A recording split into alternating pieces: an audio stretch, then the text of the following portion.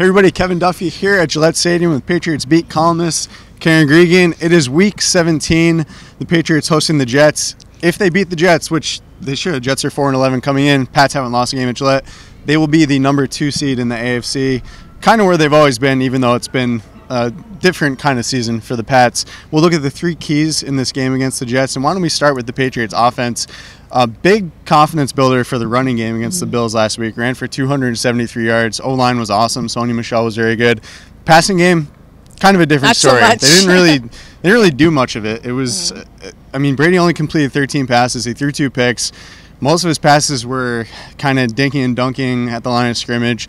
So going into the playoffs, I think they would feel a lot better about themselves if Brady, Gronkowski, Hogan, these guys all had Philip Dorsett. If they all came out of witness protection. Yeah, if they all had at least I'm not asking for 40 points. I'm just saying if they all had at least a decent game as a passing offense. You want to feel good heading into the postseason. You want everyone involved, or get a lot of these elements to the offense that kind of haven't been existent or haven't been working, clicking a little bit. Get Gronk involved.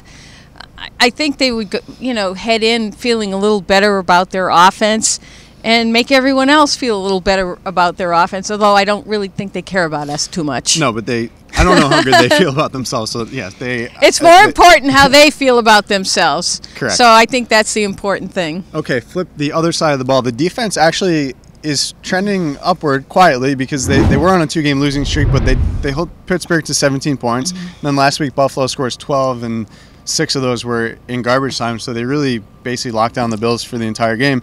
So it's a defense that's moving in the right direction, and they're facing a Jets team that I think sneakily has a pretty explosive offense. They scored 38 against the Packers last year. With Darnold at quarterback, they've scored 48, 42, 38, 34. So they've had a few of these games where they've really exploded. And I think even though the Jets are 4-11, their offense is kind of peaking at this point, and they can make some big plays. So it's going to be it will be sort of a test for the Patriots defense. Yeah, I think this would be, again, another momentum builder, another feather in their cap, because unlike the Patriots offense, the defense has actually, started to play really well, started to build, that positive momentum heading toward the playoffs.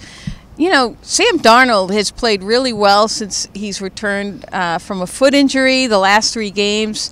I think the last 2 games, I know he's thrown 5 touchdowns and no interceptions. If the Patriots, don't take them seriously, they'll put up 30, 40 points on them because Sam Darnold is playing that well.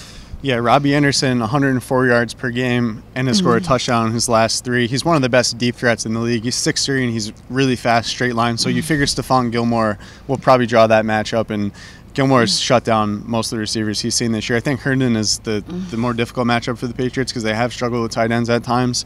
So in the first game, he caught 7 passes against the Patriots, and he got Dante Hightower out in space a few times and clearly was more athletic than Hightower. So I think if the Jets can scheme ways to get Herndon involved and maybe take a few shots to Robbie Anderson, they can put up some points. Final key to the game, the Patriots had 14 penalties against Pittsburgh, and they got that a little bit cleaned up against the Bills. They had 5, I believe, against Buffalo. I think it's just been penalties and just kind of the little things are very important for this team because this isn't a great Patriots team. I think when the playoffs come around, they're going to be playing some close games. So a penalty here, a down punt there, those kind of things that we don't necessarily notice all the time, those are going to make a difference in these games because I really feel like most of their playoff games are going to be 24-20. Especially with a struggling offense, you cannot start 1st and 20, 2nd and 20. You can't put your offense in that much of a hole. He knows it. Those players know it. So, they've got to clean up their act. Yeah, and I would lump special teams into that as well. This was a special teams unit that really struggled in kick and punt coverage for basically the whole season.